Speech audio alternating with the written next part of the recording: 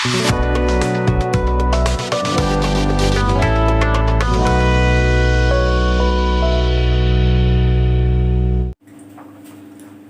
दोस्तों, तो चलिए आज बात करते हैं मध्य प्रदेश में वन संपदा के बारे में। पढ़ेंगे कि मध्य प्रदेश में कौन कौन से प्रकार के वन पाए जाते हैं और किस आधारों पे वनों को वर्गीकृत किया गया है, वनों को विभाजित किया गया है।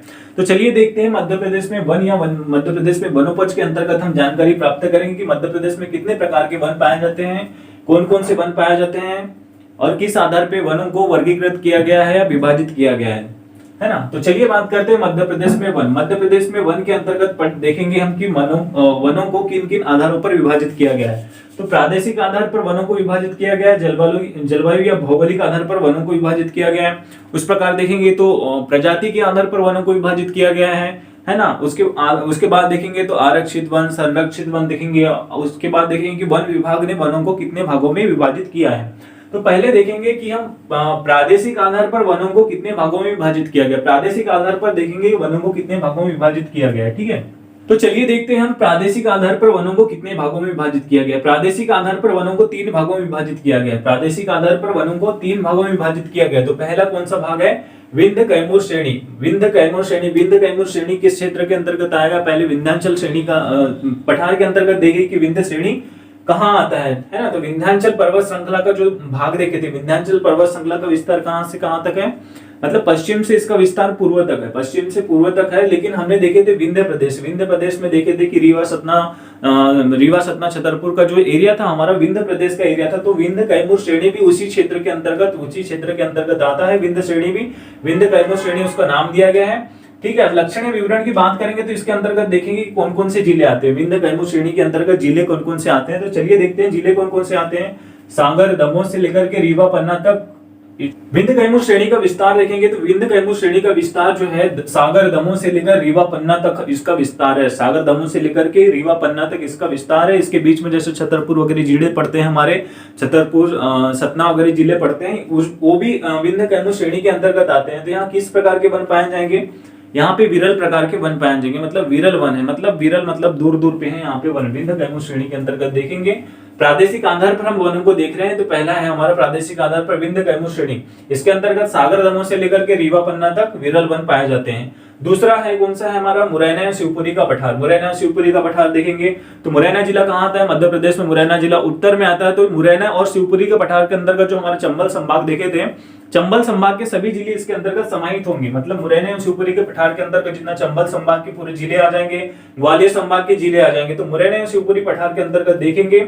इसके लक्षणीय विवरण के बारे में देखते हैं। लक्षणीय विवरण के बारे में देखते हैं। पहले इसमें मुरैना जिला आ जाएगा, शिवपुरी आ जाएगा, ग्वालियर, भिंड, मुरैना, शिवपुर, इस प्रकार के जिले, दतिया, इस प्रकार के जिले इसके अंतर्गत सम्मिलित किए जाएंगे। प्रादेशिक आधार पर वनों के वर्गीकरण की बात चल रही है। तो मुरैना या शिवपुरी का पठार हमारा प्रादेशिक आधार पर दूसरे प्रकार में विभाजित किया गया। इसके अंतर्गत जिले देखते हैं मुरैना, शिवपुरी, पश्चिमी उत्तर मध्य प्रदेश यानी पश्चिम उत्तर मध्य प्रदेश, मतलब उत्तर पश्चिम मध्य प्रदेश देखेंगे। पश्चिम उत्तर मध्य प्रदेश या उत्तर पश्चिम मध्य प्रदेश के पूरे जिले मुरैना एवं शिवपुरी पठार के अंतर्गत जो प्रादेशिक आधार पर वनों को विभाजित किया गया है उसके अंतर्गत सम्मिलित किए जाते हैं। तो यहाँ कौन से प्रकार के वन पाए जाएंगे? यहाँ पे कटीले वृक्ष पाए जाएंगे, कांटे वाले वृक्ष पाए जाएंगे, क्योंकि यहाँ पे वर्षा क्या होती है? वर्षा कम होती है। वर्षा कम होने की वजह से यहाँ पे कांटेदार वृक्ष सर्वाधिक मात्रा में पाए जाते हैं, इसलिए कटीले वृक्ष हमको देखने को मिलेंगे। कहाँ पे मिलेंगे? मुरैना या शिवपुरी के पठार में हमको कटीले वृक्ष देखने को मिलेंगे। अब बात करेंगे हम प्रादेशिक आधार पर तीसरे विभाग की। तो नर्मदा के दक्षिण में एक चौड़ी वन पेटी प्रादेशिक आधार पर एक वन क्षेत्र को बांटा गया है। नर्मदा के दक्षिण में एक चौड़ी पेटी, नर्मदा के दक्षिण, नर्मदा नदी देखे थे हमने नदियों के वीडियो या नदियों की क्लास में देखे थे कि ये नर्मदा नदी प्रवाहित किधर से किधर होती है? पूर्व से पश्चिम की ओर प्रवाहित होती है। मतलब पृथ्वी के घूर्णन के ठीक विपरीत प्रवाहित होती है। मतलब पूर्व से पश्चिम की ओर नर्मदा नदी प्रवाहित होती है। तो नर्मदा नदी के ही दक्षिण में देखेंगे एक चौड़ी वन पेटी है।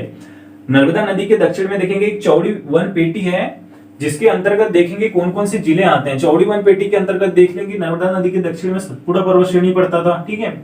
और इसके नर्मदा नदी की बात करेंगे जहां से उद्गम होता है, तो बघेलखंड के पठार से उद्गम होता है। नर्मदा नदी का कहां से उद्गम होता है? बघेलखंड के पठार से उद्गम होता है।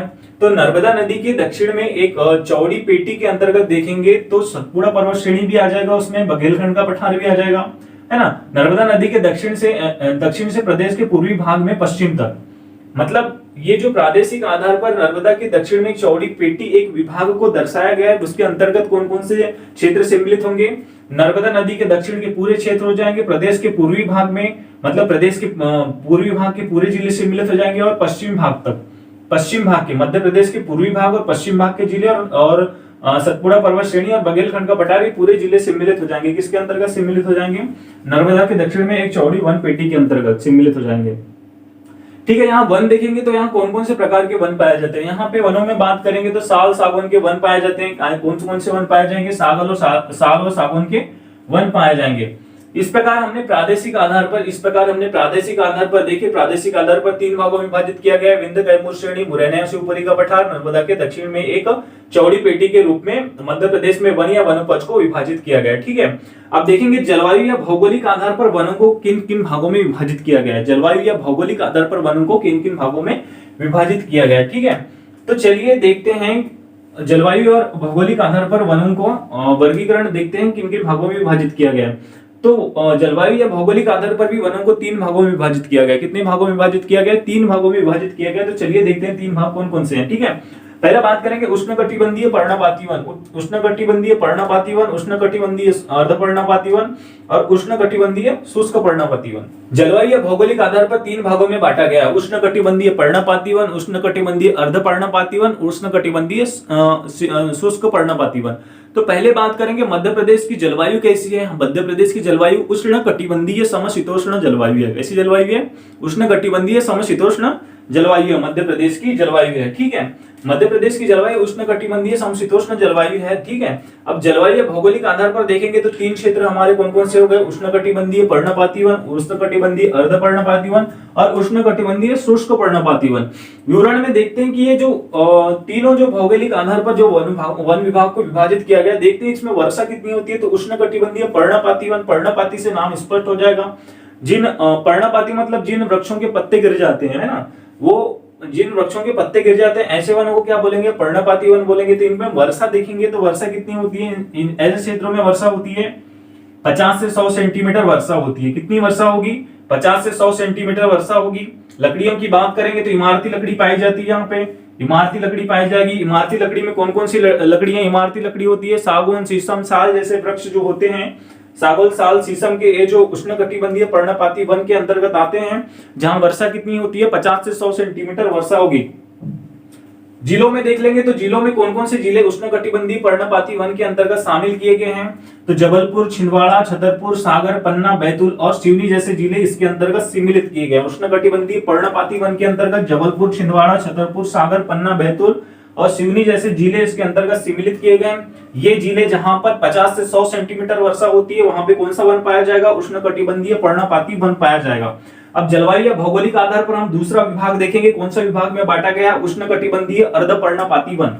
उष्णकटिबंधीय अर्धपर्णपाती वन में बांटा गया है। अर्धपर्णपाती मतलब आधे पत्ते गिर जाते हैं, आधे रह जाते हैं। ठीक है, पर्णपाती वन मतलब पूरे पत्ते गिर जाते हैं।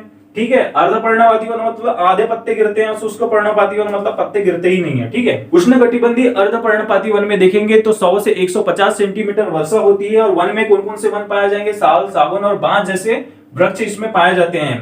साल, सागौन और बांज जैसे वृक्ष यहाँ पे पाए जाएंगे उष्णकटिबंधीय अर्धपर्णपाती वन में। अब क्षेत्र देख लेते हैं कि कौन कौन से जिले इसके अंतर्गत आते हैं उष्णकटिबंधीय पर्णपाती वन के अंतर्गत। तो देखते हैं, चलिए जिले देखते हैं। होशंगाबाद, हरदा, मंडला, बालाघाट, सीधी, शहडोल और डिंडोरी। होशंगाबाद, हरदा, मंडला, बालाघाट, सीधी, शहडोल और डिंडोरी जैसे जिले उष्णकटिबंधीय अर्धपर्णपाती वन के अंतर्गत आते हैं।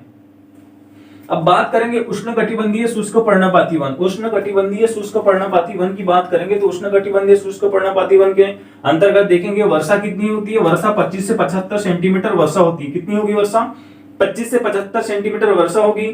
कटीले वन पाए जाएंगे। कटीले वन के अंतर्गत बबूल, कांकेर, करोदा, खेर और पलाश जैसे वृक्ष पाए जाते हैं। ठीक है, वर्षा में देखें तो जो मध्य प्रदेश का उत्तरी जिला है, मध्य प्रदेश के उत्तरी जो जिले हैं उसके वहां पे सर्वाधिक कम वर्षा होती है, मतलब सबसे कम वर्षा वही उन्हीं जिलों में होती है। तो उन्हीं जिलों के अंतर्गत उष्णकटिबंधीय शुष्क पर्णपाती वन पाए जाएंगे, जिसकी वर्षा वहां जहां वर्षा कितनी होती है 25 से लेकर के 75 सेंटीमीटर वर्षा होती है। और 25 से लेकर के 75 सेंटीमीटर वर्षा होती है। और जहां वर्षा कम होगी, जहां वर्षा कम होगी वहां पे कौन से वृक्ष पाए जाएंगे, वहां पे कटीले वृक्ष पाए जाएंगे। अब कटीले वृक्ष पाए जाएंगे तो कटीले वृक्ष के अंतर्गत कौन कौन से वृक्ष शामिल किए गए हैं, बबूल, कांकेर, करोंदा, खेर और पलाश, तेंदुपत्ता भी कटीले वृक्ष के अंतर्गत शामिल किए गए हैं। बबूल, कांकेर, करौंदा, खेर और पलाश और तेंदुपत्ता जैसे वृक्ष उष्णकटिबंधीय शुष्क पर्णपाती वन के अंतर्गत शामिल किए गए हैं। उष्णकटिबंधीय शुष्क पर्णपाती वन के अंतर्गत शामिल किए गए हैं। जिलों की बात करेंगे तो कौन कौन से जिले इसके अंतर्गत आते हैं, शिवपुरी, भिंड, मुरैना, दतिया, ग्वालियर, टीकमगढ़, रतलाम, मंदसौर, खंडवा, खरगोन, बड़वानी और बुरहानपुर जैसे इसके अंतर्गत सम्मिलित किए गए हैं। ठीक है, उष्णकटिबंधीय शुष्क पर्णपाती वन के अंतर्गत शिवपुरी, भिंड, मुरैना, दतिया, ग्वालियर, टीकमगढ़, रतलाम, मंदसौर, खंडवा, खरगोन, बड़वानी और बुरहानपुर जैसे जिले इसके अंतर्गत सम्मिलित किए गए हैं। अब बात करेंगे मध्य प्रदेश में वन पढ़ रहे हैं तो मध्य प्रदेश की पहली वन नीति कब बनी। मध्य प्रदेश की पहली वन नीति बनी है 1952 में। मध्य प्रदेश की पहली वन नीति 1952 में बनी है, लेकिन वर्तमान में जो वन नीति है कब बनी, 4 अप्रैल 2005 को मध्य प्रदेश की नई वन नीति बनी है। अब मध्य प्रदेश में देखेंगे तो वनों का राष्ट्रीयकरण, मध्य प्रदेश में देखेंगे तो वनों का राष्ट्रीयकरण कब किया गया है। मध्य प्रदेश में जो वनों का राष्ट्रीयकरण है 1964 में किया गया है। कब किया गया है, 1964 में मध्य प्रदेश में वनों का राष्ट्रीयकरण किया गया है। और वनों का जो राष्ट्रीयकरण करने वाला सर्वप्रथम मध्य भारत का जो पहला प्रदेश है हमारा मध्य प्रदेश ही है, जो सबसे पहले वनों का राष्ट्रीयकरण किया है। ठीक है, और वन्य जीव संरक्षण अधिनियम 1974 में पारित किया है इसने। वन्य जीव संरक्षण अधिनियम 1974 में पारित किया गया। 24 जुलाई 1975 को वन विकास निगम की स्थापना किया। ठीक है, वन्य जीव संरक्षण अधिनियम कब पारित किया गया, 1974 में वन्य जीव संरक्षण अधिनियम पारित किया गया। और 24 जुलाई 1975 को मध्य प्रदेश में वन विकास निगम की स्थापना किया। ठीक है, भारत सरकार द्वारा 1988 में नई राष्ट्रीय वन नीति की घोषणा की गई। भारत सरकार द्वारा राष्ट्रीय वन नीति की घोषणा कब की गई, 1988 में राष्ट्रीय वन नीति की घोषणा की है। ठीक है, राष्ट्रीय वन नीति की घोषणा में यह बात की गई थी कि जो भारत में भौगोलिक रूप से देखा जाए तो कितने प्रतिशत भाग पर वनों का होना आवश्यक है, 33.33% भूभाग पर वनों का होना आवश्यक बताया था। किसमें बताया था, राष्ट्रीय वन नीति में बताया था। राष्ट्रीय वन नीति 1988 में भारत सरकार के द्वारा बनाई गई। उसमें यह घोषणा की गई थी कि वनों में मतलब 33.3% वनों का होना आवश्यक है भौगोलिक रूप से। ठीक है, भारत सरकार द्वारा 1988 में राष्ट्रीय वन नीति की घोषणा की गई। उसमें कहा गया कि भौगोलिक आधार पर मध्य प्रदेश के 33.33% भूभाग पर वन होना चाहिए। मध्य प्रदेश में देखा जाए तो 25.41% भूभाग पर 25.15% भूभाग पर वन उपस्थित है। ठीक है, और 1988 के राष्ट्रीय वन नीति में यह भी कहा गया था कि जो पर्वतीय क्षेत्र है उसमें 60% वन है ना, और जो भौगोलिक क्षेत्र पर्वतीय क्षेत्रों में 60% वन और जो मैदानी भाग है मैदानी भागों में 25% वन पाए जाने की बात कही थी। ठीक है, पर्वतीय क्षेत्रों में 60% वन, वो मैदानी क्षेत्रों में 25% वन पाए जाने की बात की गई थी। ठीक है, तो मध्य प्रदेश में जो राष्ट्रीय वन नीति की घोषणा के अनुसार राष्ट्रीय वन नीति की घोषणा में तो 33.33% वनों का होना आवश्यक बताया था, लेकिन मध्य प्रदेश में कितने प्रतिशत भाग पर वन पाया जाता है, 25.15% भाग पर वन उपस्थित है। ठीक है, और मध्य प्रदेश के 52 जिलों में बालाघाट ऐसा जिला है जहां सर्वाधिक वन पाए जाते हैं, मतलब 51% भूभाग पर यहाँ पर वन पाया जाता है। ठीक है, 51% भूभाग पर मध्य प्रदेश में बालाघाट जिले में वन पाया जाता है। भारत की बात करें, भारत में मध्य प्रदेश में सर्वाधिक वन पाए जाते हैं, और मध्य प्रदेश के अंतर्गत देखेंगे तो बालाघाट जिले में सर्वाधिक वन पाए जाते हैं। इस प्रकार हमने देखे प्रादेशिक आधार पर वनों को विभाजित किया गया, जलवायु या भौगोलिक आधार पर वनों का विभाजित किया गया है। इसके बाद देखेंगे हम आरक्षित वन, संरक्षित वन देखेंगे, वन विभाग के द्वारा वनों को कितने भागों में विभाजित किया गया। तो चलिए दोस्तों, अब देखते हैं मध्य प्रदेश में वन संपदा के अंतर्गत। इसके पहले हमने देखे थे मध्य प्रदेश में 2 प्रकार से, मतलब 2 आधारों पे, कौन कौन से आधार, प्रादेशिक आधार पर या जलवायु या भौगोलिक आधार पर, 2 आधारों पर हमने वनों के बारे में जानकारी प्राप्त किए थे। ठीक है, तो मध्य प्रदेश के वन या वन संपदा के अंतर्गत बात करेंगे तो कुल 5 आधारों पर इसको विभाजित किया गया है। 5 आधारों पर मध्य प्रदेश के वन या वन संपदा को बांटा गया है। ठीक है, तो 5 आधारों पर हमने पहले देखे थे, प्रादेशिक आधार, जलवायु के आधार पर या भौगोलिक आधार पर। अब बात करेंगे प्रजाति के आधार पर, शासकीय प्रबंध के आधार पर और वन विभाग के आधार पर। बात करेंगे कि इन विभागों के द्वारा भी कितने आधारों पर वनों को विभाजित किया गया। तो मध्य प्रदेश में वन संपदा के अंतर्गत टॉपिक है हमारा, इसके अंतर्गत देखते हैं अब हम प्रजाति के आधार पर। तीसरा आधार कौन सा है हमारा, प्रजाति के आधार पर है। तीसरा, प्रजाति के आधार पर वनों को देखते हैं कि प्रजाति के आधार पर वनों को कितने भागों में विभाजित किया गया है, प्रजाति के आधार पर कौन कौन से वन हैं। तो प्रजाति के आधार पर मध्य प्रदेश में 3 वर्गों में विभाजित किया गया है। प्रजाति के आधार पर वनों को 3 वर्गों में विभाजित किया गया है। पहला सागौन प्रजाति का वन है, दूसरा साल प्रजाति का वन है, तीसरा मिश्रित प्रजाति का वन है। ठीक है, सागौन प्रजाति का वन, साल प्रजाति का वन और मिश्रित प्रजाति का वन। सागौन प्रजाति के वन के बारे में बात करेंगे। तो प्रजाति के आधार पर वनों को कितने वर्गों में विभाजित किया गया है? प्रजाति के आधार पर वनों को 3 भागों में विभाजित किया गया है। कौन कौन से? सागौन प्रजाति के वन, साल प्रजाति के वन और मिश्रित प्रजाति के वनों में इनको विभाजित किया गया। ठीक है, तो साल प्रजाति के वन के अंतर्गत देखते हैं कि साल प्रजाति के वन कौन कौन से क्षेत्र में पाए जाते हैं, उनका क्षेत्रफल कितना है, प्रतिशत कितना है। तो साल प्रजाति के वन की बात करेंगे। साल प्रजाति का वन देश के सर्वाधिक 41% भूभाग पर पाया जाता है। मतलब मध्य प्रदेश में देश का 41% जो सागौन है वो मध्य प्रदेश में पाया जाता है। देश में टोटल 100% में जो 41% है, 41% कहाँ पाया जाता है? केवल मध्य प्रदेश में पाया जाता है 41%। और बात करेंगे जो मध्य प्रदेश में 17.88% पाया जाता है। ठीक है, ये देश का प्रतिशत है, ये मध्य प्रदेश का प्रतिशत है। देश के कुल सागौन का 41% मध्य प्रदेश में पाया जाता है। और ठीक है, मध्य प्रदेश के कुल सागौन का कितना पाया जाता है? 17.88% भूभाग पर क्या है? सागौन प्रजाति के वन है। मध्य प्रदेश के कुल भूभाग वन क्षेत्रफल का 17.88% क्या है? सागौन प्रजाति के वन है। और वर्षा की बात करेंगे तो 100 सेंटीमीटर वर्षा की इसको आवश्यकता होती है। सागौन प्रजाति के वनों के लिए उपयुक्त वर्षा की बात करेंगे तो उपयुक्त कितने वर्षा की आवश्यकता होती है? उपयुक्त 100 सेंटीमीटर वर्षा की आवश्यकता होती है। सागौन प्रजाति का वन देखेंगे तो कौन से जिले में सर्वाधिक सागौन प्रजाति का वन मिलेगा हमको? ठीक है, सागौन प्रजाति के वन की बात करें तो सागौन प्रजाति का वन सर्वाधिक हमको कहाँ देखने को मिलेगा? होशंगाबाद में देखने को मिलेगा, हरदा में बोरी घाटी देखने को मिलेगा, बैतूल में मिलेगा, जबलपुर में मिलेगा और मंडला, डिंडोरी इत्यादि क्षेत्रों में हमको सागौन प्रजाति के वन देखने को मिलते हैं। ठीक है, तो सर्वाधिक जो मध्य प्रदेश में कौन सा वन वृक्ष पाया जाता है, कौन सी प्रजाति का वन पाया जाता है? मध्य प्रदेश में सर्वाधिक क्या है? सागौन प्रजाति के वन पाए जाते हैं। ठीक है, मध्य प्रदेश की कुल क्षेत्रफल में मतलब सागौन प्रजाति का वन सर्वाधिक क्षेत्रफल पर पाया जाता है, जिसका क्षेत्रफल कितना है? 17.88% जिसका क्षेत्रफल है। ठीक है, ये देश का क्षेत्रफल है और ये मध्य प्रदेश का क्षेत्रफल है। ठीक है, अब बात करेंगे साल प्रजाति के वन के बारे में। प्रजाति के आधार पर देख रहे हैं तो साल प्रजाति के वन के बारे में बात करेंगे। साल प्रजाति के वन के बारे में देखते हैं कि दूसरा सर्वाधिक मतलब देश के 40% मतलब देश के कुल साल का कितना? 40% मध्य प्रदेश में पाया जाता है। देश के कुल साल का 40% कहाँ पाया जाता है? 40% मध्य प्रदेश में पाया जाता है। ठीक है, और मध्य प्रदेश के कुल वन क्षेत्रफल का कितना है? 16.54% भूभाग पर साल प्रजाति के वन देखने को मिलेंगे। ठीक है, मध्य प्रदेश के कुल वन क्षेत्रफल का 16.54% साल प्रजाति का वन पाया जाता है, जिसके लिए वर्षा की कितनी आवश्यकता होती है? 120 सेंटीमीटर से अधिक वर्षा की आवश्यकता होगी। कितनी वर्षा की आवश्यकता होगी? 120 सेंटीमीटर से अधिक की आवश्यकता होगी। अब साल प्रजाति के वृक्ष देख लेते हैं, इनका क्षेत्र कौन कौन से क्षेत्र में हमको साल प्रजाति के वृक्ष देखने को मिलेंगे। साल प्रजाति के वृक्ष की बात करेंगे तो हमको मंडला, बालाघाट, होशंगाबाद इन जिलों में हमको साल प्रजाति के वृक्ष देखने को मिलेंगे। साल प्रजाति के वृक्ष की बात करें तो कौन कौन से क्षेत्र की बात की हमने? मंडला, होशंगाबाद है ना, मंडला, होशंगाबाद और बालाघाट जिले की बात की, जहां साल प्रजाति के वन हमको देखने को मिलेंगे।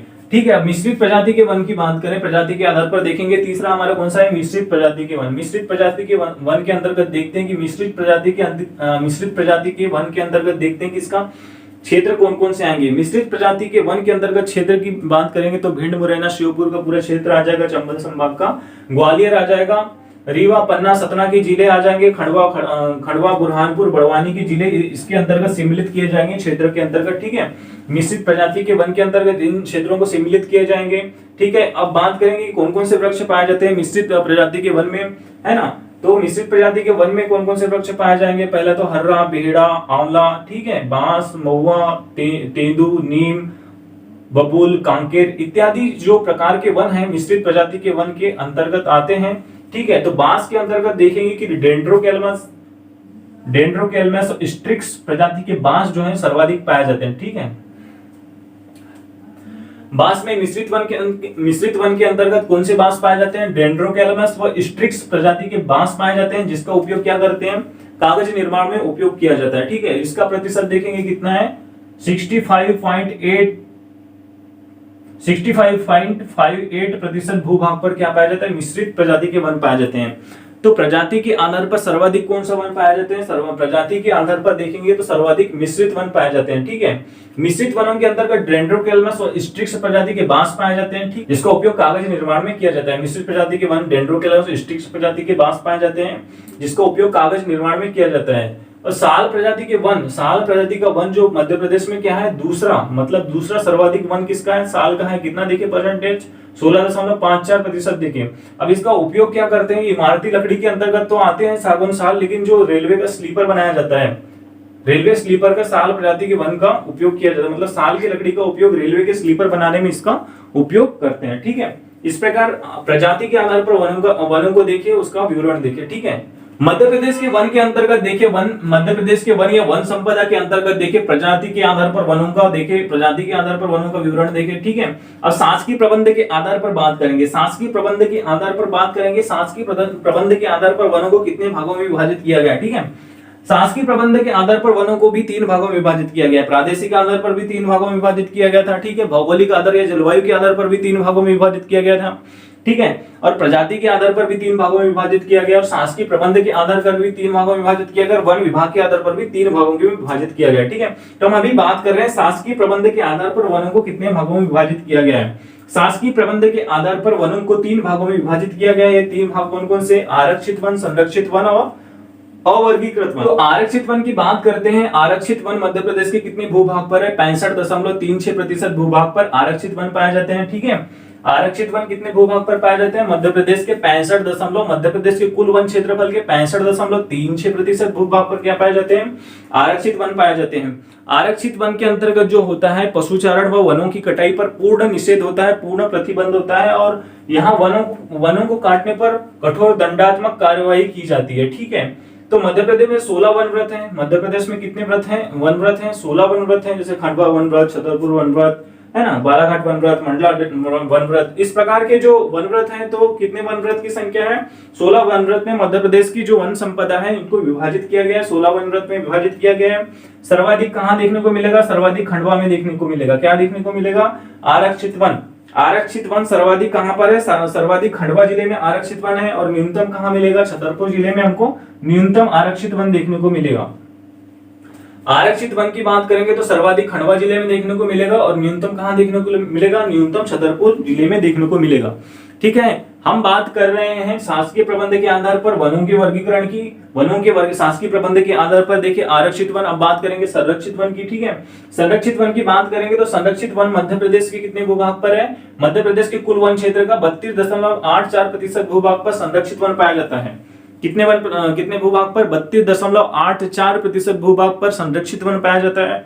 ठीक है, संरक्षित वन के बारे में विवरण जान लेते हैं। ठीक है, सर्वाधिक छतरपुर जिले में मिलता है। ठीक है, सर्वाधिक छतरपुर में और न्यूनतम खंडवा में। संरक्षित वन के अंतर्गत देखेंगे स्थायी लोगों के लिए सुनियोजित व्यवस्था की जाती है, इसमें कुछ छूट प्राप्त होती है। इसके पहले देखे थे आरक्षित वन में कठोर दंडात्मक कार्यवाही होती है, यहाँ ना कोई जा सकता है, ना वन काट सकता है, कठोर दंडात्मक कार्यवाही होगी, ना पशु चराने की अनुमति होती है। लेकिन संरक्षित वन में क्या होता है, संरक्षित वन में पशुओं को भी चराने की अनुमति होती है, स्थानीय लोगों को जाने की भी अनुमति होती है, लेकिन वनों को नष्ट करने की अनुमति नहीं होती है। वनों को नष्ट करने पर यहाँ भी दंडात्मक कार्यवाही की जाएगी, लेकिन स्थानीय लोगों को जलाऊ लकड़ी के लिए, पशु चारण के लिए या कुछ काम से, कुछ औषधि के लिए थोड़ी छूट दी जा सकती है। कौन से वन में, संरक्षित वन में।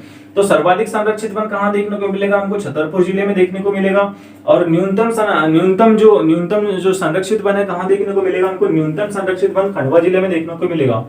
आरक्षित का ठीक विपरीत है संरक्षित। ठीक है, आरक्षित का ठीक विपरीत क्या है, संरक्षित। ठीक है, आरक्षित वन का ठीक विपरीत क्या है, संरक्षित। तो आरक्षित वन का प्रतिशत देखिए हमने कितने भूभाग पर पाई जाती है, 65.36% भूभाग पर आरक्षित वन पाया जाता है। संरक्षित वन 32.84% भूभाग पर पाया जाता है। वर्गीकृत वन की बात करेंगे तो 1.80% भूभाग पर अवर्गीकृत वन पाया जाता है। ठीक है, कितने प्रतिशत भूभाग पर पाया जाता है, अवर्गीकृत वन 1.80% भूभाग पर अवर्गीकृत वन पाया जाता है। अवर्गीकृत वनों की बात करेंगे न तो ये आरक्षित वन होते हैं, न ये संरक्षित वन होते हैं, और इसका प्रशासन का इस पर कोई ध्यान भी नहीं होता है। ठीक है, प्रशासन का इस पर कोई ध्यान भी नहीं होता है। मतलब यह जलाऊ लकड़ी काटने, पशुचारण करने इत्यादि के लिए इत्यादि करने के लिए छूट दी जाती है अवर्गीकृत वन में। पशुचारण के लिए, जलाऊ लकड़ी के लिए इत्यादि कामों के लिए छूट दी जाती है। इस पर प्रशासन का कोई ध्यान नहीं होता, कोई नियंत्रण स्थापित नहीं होता। ठीक है, तो मध्य प्रदेश के वन संपदा के अंतर्गत हमने देखे, प्रजाति के आधार पर देखे और शासकीय प्रबंध के आधार पर वनों का वर्गीकरण देखे। तो अभी तक हमें हमारे 5 आधारों में 4 आधारों पर बात की जा चुकी है। 5वां आधार देखेंगे तो वन विभाग के आधार पर वनों को कितने भागों में विभाजित किया गया। ठीक है, वन विभाग के आधार पर बात करेंगे तो वन विभाग के आधार पर कितने भागों में विभाजित किया गया इसको, वन विभाग के आधार पर बात करेंगे तो वन विभाग के आधार पर 3 भागों में विभाजित किया गया। 5 मध्य प्रदेश के वन संपदा को 5 आधारों में विभाजित किया गया है। 5 आधारों में 5 आधारों को भी फिर 3-3 भागों में विभाजित किया गया है। तो 5वां आधार देखते हैं, वन विभाग के आधार पर वनों का वर्गीकरण, है ना। वन विभाग के आधार पर वनों का वर्गीकरण किया गया, तो वन विभाग ने भी अपना वर्गीकरण किया है। तो वन विभाग ने वनों को 3 भागों में विभाजित कर दिया गया है, राजकीय वन, नगर निकाय वन और निजी वन। वन विभाग ने जो 3 भागों में विभाजित किया गया है, राजकीय वन, नगर निकाय वन व निजी वन। तो राजकीय वन ऐसे वन होते हैं जिस पर शासन का या प्रशासन का पूर्ण नियंत्रण होता है। ठीक है, इस पर शासन का प्रशासन का पूर्ण नियंत्रण होता है, ये शासकीय रूप से पूर्ण नियंत्रण में आते हैं, मतलब पूर्ण नियंत्रित रूप से शासन का इस पर पूर्ण नियंत्रण होता है राजकीय वन पर। ठीक है, अब जो बात करेंगे अपन, जो नगर निकाय वन है, नगर निकाय वन की बात करेंगे, राजकीय वन की बात की है तो इस पर जो प्रशासन का पूर्ण नियंत्रण होता है। ठीक है, और नगर निकाय वन की बात करेंगे तो नगर निकाय पर जो होता है, वहां की जो स्थानीय नगर पालिका या नगर निगम है, स्थानीय नगर पालिका या नगर निगम है, उनका प्रशासन चलता है, उनकी देखरेख चलती है, उनका नियंत्रण चलता है। ठीक है, तो स्थानीय नगर पालिका या नगर परिषदों का उस पर क्या होता है, नियंत्रण होता है, किसके अंतर्गत, नगर निकाय वन के अंतर्गत। ठीक है, अब बात करेंगे निजी वन की, तो वन विभाग के आधार पर देख रहे हैं हम, राजकीय वन देखे, नगर निकाय वन देखे, अब निजी वन देखेंगे। निजी वन में क्या होता है, जो निजी भू स्वामित्व लोगों का जो ये स्थायी वन होता है, अपना स्वयं का वन होता है। निजी वन जो भू स्वामित्व होते हैं, उनका निजी स्वामित्व वाले वन होते हैं, जो निजी वन के अंतर्गत आते हैं। इस पर जो प्रशासन का कोई नियंत्रण नहीं होता, यह व्यक्तिगत नियंत्रण के अधीन रहता है, ये व्यक्तिगत नियंत्रण के अंतर्गत आते हैं, इसका शासन का कोई हस्तक्षेप नहीं लगता। लेकिन जो इसकी वनों की कटाई है, वनों की कटाई में शासन से परमिशन लेने की आवश्यकता होती है, वनों की कटाई इसमें भी नहीं की जा सकती, मतलब वनों की कटाई कहीं पर भी नहीं की जा सकती। आवश्यकता के अनुरूप वनों को काटा जा सकता है, जो आवश्यक है, जो पौधे आवश्यक हैं, काटने योग्य हैं, उन्हीं को काटा जा सकता है, लेकिन प्रशासन को सूचना देने के उपरांत काटा जा सकता है। ठीक है, तो इस प्रकार हमने मध्य प्रदेश के वन या वन संपदा के अंतर्गत इतनी जानकारी प्राप्त की। अब मिलेंगे अगले वीडियो में नेक्स्ट टॉपिक के साथ, तब तक बने रहिए हमारे साथ। जय हिंद।